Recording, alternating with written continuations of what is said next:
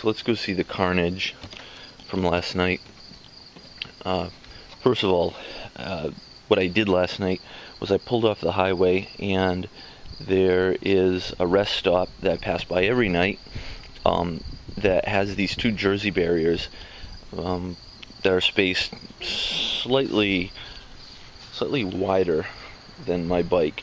I thought it was slightly wider than my bike, and I've had this idea that I could go down to one end of the rest stop and wheelie towards the other end, and as long as I had the widest part of my bike up in the air, that I could slip through this gap in the Jersey barriers with the narrower end of my bike.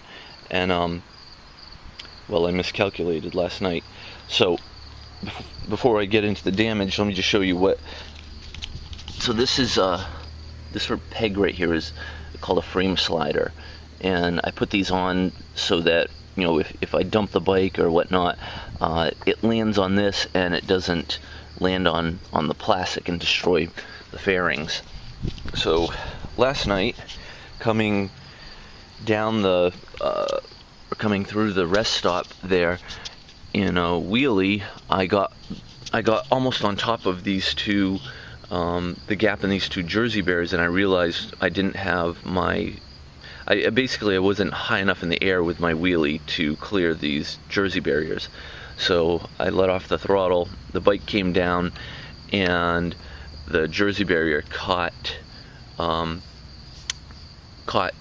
the frame slider on the right side here, and you can see it's actually in there. There's like a 3/8 inch bolt that actually goes through the frame of the bike, and it bent that bolt. So I mean, it was some pretty significant force, and my radar detector bracket here, fortunately it's on a swivel, so this thing just folded up, and the zip tie that holds it on broke.